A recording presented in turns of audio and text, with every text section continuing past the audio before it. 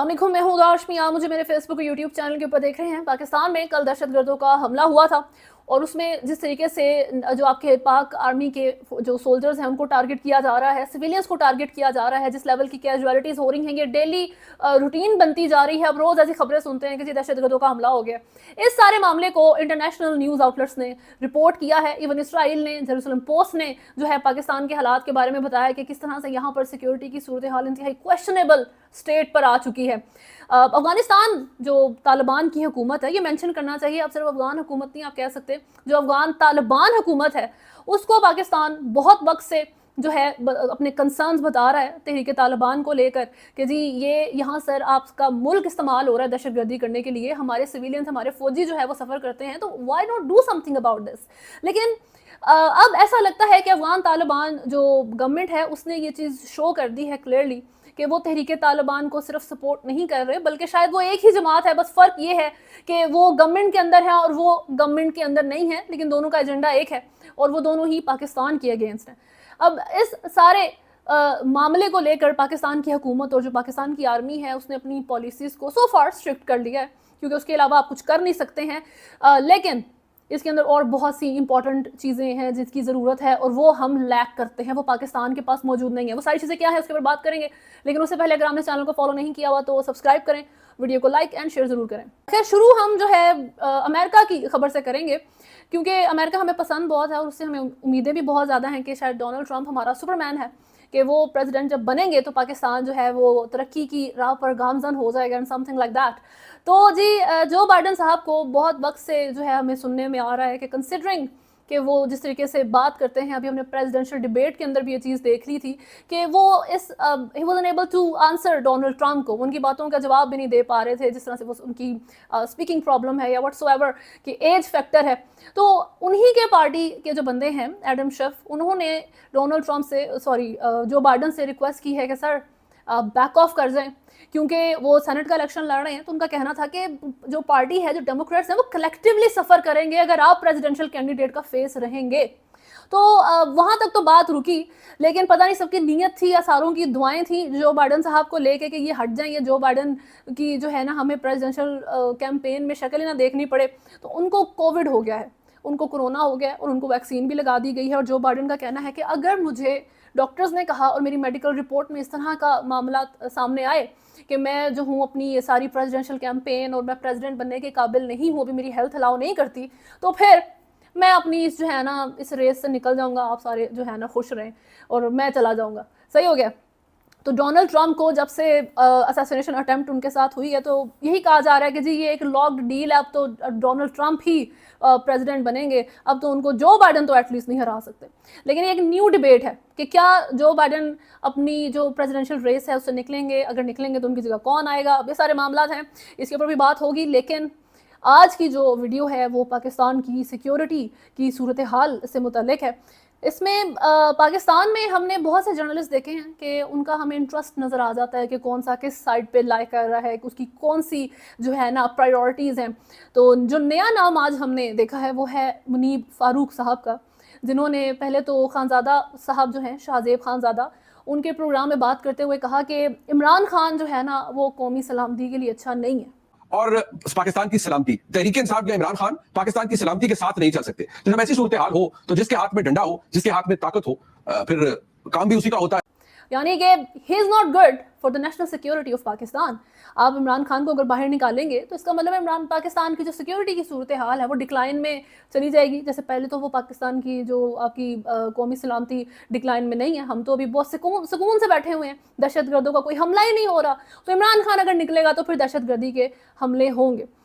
उस प्रोग्राम में ये एक डिबेट रही, लेकिन मुनीब फ़ारूक साहब का ये कहना था। दूसरा प्रोग्राम, उसमें जो है मुनीब फ़ारूक कहते हैं कि ये सिर्फ जो पाकिस्तान तहरीक इंसाफ को बैन करने का मामला है उसके ऊपर उनका कहना था कि ये आसिम मुनीर साहब का, चीफ ऑफ आर्मी स्टाफ का फैसला नहीं है कि हमने पीटीआई को बैन करना है, ये पूरे इदारे का फैसला है। चलिए, अगर मैं ये कहूँ कि जी army chief general Asim Munir साहब की मुद्दत जो मुलाजमत है उससे लिंक्ड नहीं है, ये पाकिस्तान की फौज का एक इंस्टीट्यूशनल फैसला है। पहली तो बात ये, आई डोंट नो अगर मुनीब फ़ारूक साहब जो है वो सपोर्ट करना चाहते हैं तो सपोर्ट करने का तरीका ही सीख लें थोड़ा सा। अगर if I want to support anyone तो मैं सबसे पहले ऐसी ज़बान इस्तेमाल करूँ ना जो आवाम सुन तो ले। वैसे तो आजकल हुकूमत के हक़ में एटलीस्ट कोई भी लैंग्वेज जो है ना वो काम नहीं करती, क्योंकि उनके अगेंस्ट फैक्ट्स बहुत सारे मौजूद हैं। लेकिन आप एटलीस्ट ये ख्याल रखते ऐसी बात करने से पहले कि जी एक पॉलिटिकल पार्टी को आप बैन करने की बात कर रहे हैं तो आप चीफ ऑफ आर्मी स्टाफ का नाम क्यों ले रहे हैं?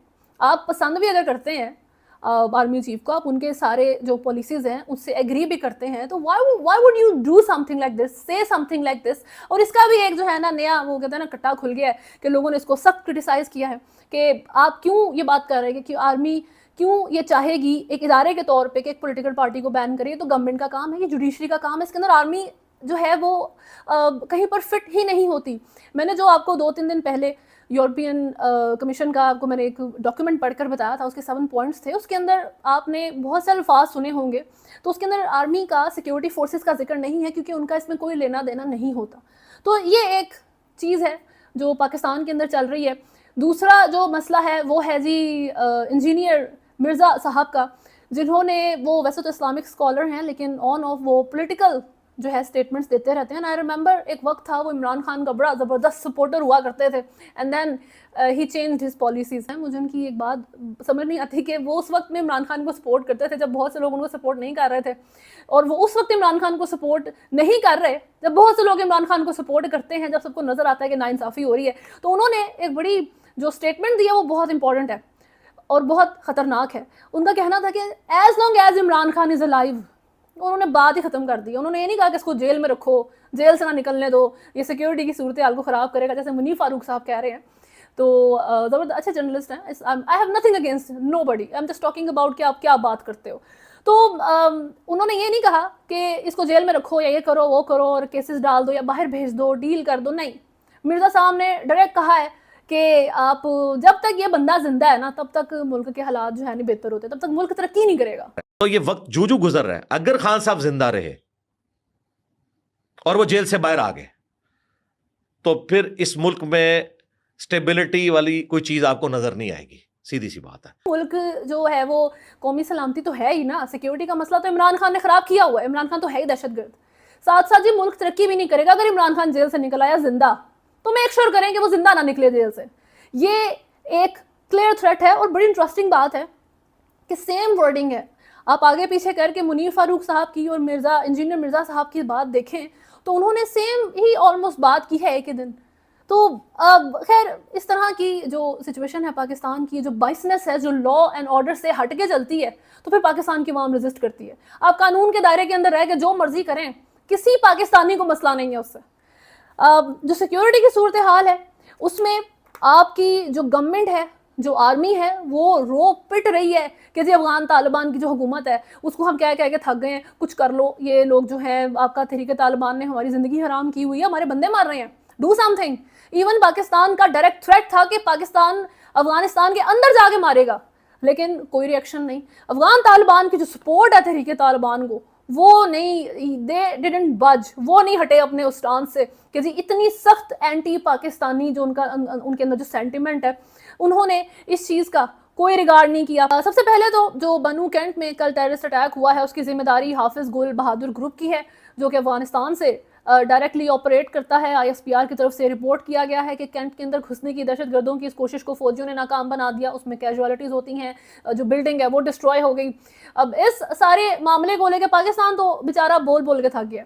आज कल बल्कि जो अफगानिस्तान डिप्लोमेट हैं उसको भी बुला के कंडेम किया गया है हुकूमत की तरफ से सारे, एक तो अटैक को, और दूसरा जो इनकी कोऑपरेशन ज़ीरो है अफगान तालिबान की, जो पाकिस्तान की हुकूमत के साथ कोऑपरेशन ज़ीरो है।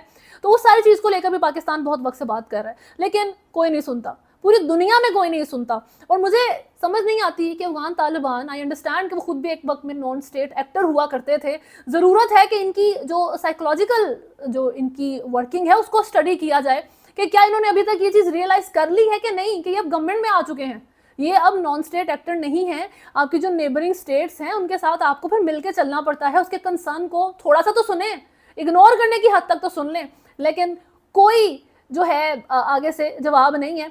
शायद आप सुन लें क्योंकि पूरी दुनिया इस बारे में बात करना शुरू हो गई है। जो अफगान तालिबान की तहरीक तालिबान पाकिस्तान को लेकर सपोर्ट है और जो पाकिस्तान को लेकर नफरत है अफगानी पब्लिक के अंदर भी, अफगान पब्लिक के अंदर भी, जो अफगान गवर्नमेंट के अंदर भी हमें नजर आती है, तो तालिबान की है।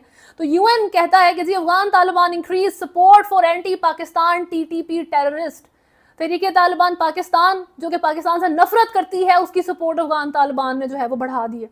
अब आपको इससे ज़्यादा क्या सबूत चाहिए कि अफगान तालिबान जो है वो दोनों एक ही एंटिटी हैं और वो पाकिस्तान से सख्त नफरत करते हैं। दे विल डू एवरीथिंग कि आपके मुल्क के अंदर दहशतगर्दी जो है वो कभी ना रुके। बल्कि इसके अलावा एक और जो बहुत अच्छा एनालिसिस लॉन्ग वॉर जर्नल की तरफ से लिखा गया है, वो लिखते हैं कि जी the bonds are close as the Pakistani Taliban benefits from इस अफगान सेफ हेवन। तहरीक तालिबान के आपस के जो ताल्लुकात हैं वो बड़े पक्के हैं, बड़े मजबूत हैं, और ये सेफ हेवन दे रहे हैं इन दहशतगर्दों को अपने मुल्क के अंदर। अब आप बताएं कि पाकिस्तान की इसके बारे में क्या स्ट्रेटजी होनी चाहिए। JF-17 जो पाकिस्तान का त्यारा है, पाकिस्तान का फाइटर जेट है, वो अब न्यूक्लियर आर्म्ड मिसाइल्स कैरी करेगा। ये रिपोर्ट आ रही है जी पाकिस्तान की आपके सिक्योरिटी ऑफिशियल्स की तरफ से, ये आपके पाकिस्तान के अंदर के मामलात या आपकी आर्मी की रिपोर्ट है कि अब शायद ये जो है ना अपग्रेड हमें करना पड़े ताकि हम अफगानिस्तान और इन सारी चीज़ों को हैंडल कर सकें। ये बहुत बड़ी खबर है, ये बहुत इंपॉर्टेंट खबर है कि किस हद तक आपके लिए अफगानिस्तान एक कंसर्न बन चुका है, अफगानिस्तान किस हद तक आपको हैंडल करना पड़ रहा है। अब आप एक डायरेक्ट वॉर की तरफ जा रहे हैं, लेकिन हमारा फोकस किधर है, हम लोगों की जो प्रायोरिटीज़ हैं वो किधर हैं। हमारा इस वक्त पॉलिटिकल ग्राउंड ही स्टेबल नहीं हो पा रहा। इमरान खान को लेकर जो है इस वक्त हुकूमत की सबसे टॉप प्रायोरिटी कि हमारी सीट्स बच जाएं, जुडिशरी के अंदर जो है हमें एक्सटेंशन मिल जाए, और ये सारे मामला हम देख रहे हैं। इस तरह की सूरत हाल गॉड फॉरबिड हमने 2014 में देखी थी कि मुल्क जो है वो पोलराइज था, बटा हुआ था। एक तरफ धरना चल रहा है, इमरान खान का स्टेज सेट है, हज़ारों की तादाद में पब्लिक कॉन्स्टेंटली वहाँ पर मौजूद रहती है, और गवर्नमेंट हेल्पलेसली देख रही है, आर्मी जो है वो भी देख रही है। क्यों? क्योंकि आपने कैपिटल को, इस्लामाबाद को जो है वो सबोटाज किया हुआ है। एम्बेसडर्स अपने विजिट्स कैंसिल कर रहे हैं क्योंकि वो आ नहीं सकते, और इस सारे माहौल का फ़ायदा उठाया दहशतगर्दों ने। उन्होंने APS का अटैक किया बच्चों के ऊपर, फिर उसके बाद तो बनता ही था कि सारों ने अपने डिफरेंसेस भी ख़त्म कर दिए, सारे एक पेज के ऊपर आ गए। इमरान खान क्या तो गवर्नमेंट क्या, और जो आर्मी है, जो अवाम है, सब ने सपोर्ट किया। एक ऑपरेशन होता है दहशतगर्दों के against, and I think that was one of the most successful operations. क्यों? क्योंकि उसमें कोई डिवीजन नहीं थी, मुल्क के अंदर लड़ाइयाँ नहीं थी, हर बंदा सपोर्ट कर रहा था। अब उस चीज़ को कंपेयर करें पाकिस्तान के इस माहौल के साथ कि इस वक्त आपको क्या पोलराइजेशन नज़र आ रही है? क्या आपको नज़र आ रहा है कि मुल्क के अंदर किसी भी साइड पे कोई यूनिटी, अगर आपको लगता हो कि जी ये साइड यूनाइटेड है? नहीं, कोई एक साइड इस वक्त पाकिस्तान के अंदर यूनाइटेड नहीं है। इस वक्त जो गवर्नमेंट है वो अपोजिशन के साथ एक पेज पे नहीं है, अपोजिशन आर्मी के साथ एक पेज पे नहीं है, पब्लिक किसी के भी साथ एक पेज पे नहीं है, पब्लिक को किसी के ऊपर ट्रस्ट नहीं है, पब्लिक को किसी से कोई एक्सपेक्टेशन नहीं है। ऐसे हालात में ऑपरेशन अज़्म इस्तेकाम एक मस्ट है, हमें ज़रूरत है उसकी, लेकिन उसमें डिले है। आज तक ऐसा नहीं हुआ कि किसी ऑपरेशन का जो आइडिया है वो कॉइन किया जाए, उसकी नीड होती है तो पब्लिक पूछे जी क्यों, कब, कैसे, और उसमें जो है वो डिले आ जाए। हमेशा से सपोर्ट है फौरी तौर पे, और वो काम कर दिया जाता है, फिर जो भी फ़ायदे या नुकसानात होते हैं वो फिर बाद में देख लिए जाते हैं। लेकिन इस दफ़ा एक मस्ट चीज़ डिले की वजह से मुल्क कॉन्स्टेंटली सिक्योरिटी क्राइसिस के अंदर जो है सवेरिटी की तरफ जाता हुआ नज़र आता है। अब मसला ये है कि जो सबसे इम्पॉर्टेंट वेपन है ऑपरेशन करने के लिए मुल्क के अंदर आर्मी का, वो है जी पब्लिक का ट्रस्ट, पब्लिक की जो सपोर्ट है। और हमारी आवाम हमेशा से आर्मी को सपोर्ट करती आई है और करना चाहती है, लेकिन ऐसी सिचुएशन जिसमें आवाम ने भी सफ़र किया है तो आप कैसे एक्सपेक्ट करते हैं कि वो सपोर्ट करेगी? खैबर पख्तूनख्वा में ऐसे लोग मौजूद हैं जो इन दहशतगर्दों की हेल्प करते हैं, इवन सिविलियंस है लेकिन हेल्प करते हैं। क्यों? क्योंकि उनको अपनी रूलिंग एलीट के ऊपर भरोसा नहीं है, इवन उनको अपने फेलो पाकिस्तानियों पर भरोसा नहीं है। एथनिसिटी की जो वॉर है वो भी चल रही है। इन सारी चीज़ों के साथ वो खैबर पख्तूनख्वा में जो है दहशतगर्दों को सपोर्ट करते नजर आते हैं। इस सारे मामले को हैंडल करने के लिए वन वे और अनदर वे आपको इमरान खान को कहीं से इन्वॉल्व जो है वो करना पड़ेगा। इमरान खान को जेल में रख के आप सिचुएशन को बेहतर नहीं कर सकते। निकलने के बाद भी आई अंडरस्टैंड कि चीज़ें इतनी ईजी नहीं होने वाली इमरान खान के, क्योंकि एक केओस है वो मचेगा। लेकिन खैबर पख्तूनख्वा में PTI का नाम नहीं लेते, PTI की तो मुझे समझ नहीं आती PTI है क्या। इमरान खान से PTI थी हमेशा से और वो जेल के अंदर हैं। तो खैबर पख्तूनख्वा में इमरान खान एक ऐसा बंदा है जो एथनिक वॉर, जो एथनिक डिफरेंसेस हैं उनको कंट्रोल कर सकता है। और दूसरी तरफ अगर इंजीनियर मिर्ज़ा साहब जैसे लोग ये समझते हैं कि अगर इमरान खान जेल के अंदर मर जाए तो हर चीज़ ठीक हो जाएगी, क्योंकि जब तक ये जिंदा है तब तक कौमी सलामती का भी मसला रहेगा और आप जो है ना तरक्की भी नहीं करेंगे। तो आप लिटरली डिनाइल के अंदर हैं। डोनाल्ड ट्रंप बहुत से लोगों को नहीं पसंद, बहुत से डिफरेंसेस हैं, I agree with them, I agree जो खदशात हैं डोनाल्ड ट्रंप को लेकर लोगों को, तो उस सारी चीज़ के बावजूद आप अगर सोचें कि अमेरिका में उस दिन वो गोली, जो मेरा ख्याल है वो टाइम नहीं था, जैसे कहते हैं ना कि अल्लाह की तरफ से ही वो बंदा बच गया है, कि इतनी क्लोज रेंज से वो बंदा जो है वो सर्वाइव किया है। अगर वो गोली लग जाती डोनाल्ड ट्रंप को और वो मर गया होता बंदा आज के दिन, तो अब इमेजिन करें जो केओस अमेरिका में था उसके रिजल्ट में, तो अभी तक संभला नहीं होता। सही है। तो ये जो चीज़ें हैं पाकिस्तान जैसे मुल्क के अंदर, जहाँ पे पहले ही सिक्योरिटी की जो सूरत हाल है वो हद से ज़्यादा बुरी है इस वक्त, उसमें अगर आप ये सोचते हैं कि इमरान खान अगर ज़िंदा है तो जी मुल्क कभी ठीक नहीं होगा, खुद सोचें आप बात क्या कर रहे हैं। आप एटलीस्ट ये कह दें कि जेल के अंदर रखेंगे या चीज़ें बेहतरी की तरफ लेकर जाएंगे, हम लॉ एंड ऑर्डर लाने की कोशिश करेंगे मुल्क के अंदर। इस वक्त मुल्क में ऐसी सूरत हाल है कि कोई भी गलत नहीं है और कोई सही भी नहीं है।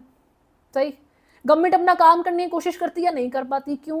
क्योंकि तरीका जो बैक पे था अवाम ज़िद हो गई है, मसला आता है। आर्मी अपनी ड्यूटी करना चाहती है, वो हर चीज़ जो हमेशा से करती आ रही है, उसी ने बहुत हद तक पाकिस्तान को बहुत सी चीज़ों में संभाला भी है। वो अपने काम करने की कोशिश करती है, उसको मसला आ जाता है। क्यों? क्योंकि वही बात जी, सपोर्ट नहीं है पीछे से। आप पीटीआई को देखें, इस वक्त पीटीआई के लोगों को पब्लिक सपोर्ट नहीं करना चाहती। बहुत से लोग हैं उनको क्वेश्चनेबल नज़रों से देखते हैं, अच्छा ये बंदा अजीब सी, हर अगले दिन पीटीआई का कोई नया लीडर जो है नई बात कर देता है।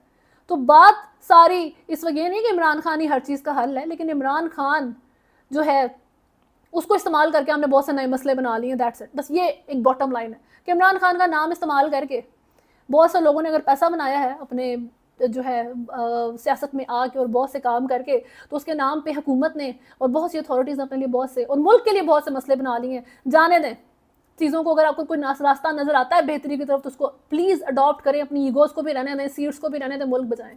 अभी तक के लिए न्यूज़ में इतना ही है। अगर आपने चैनल को फॉलो नहीं किया हुआ तो सब्सक्राइब करें, वीडियो को लाइक एंड शेयर जरूर करें। अल्लाह हाफ़िज़।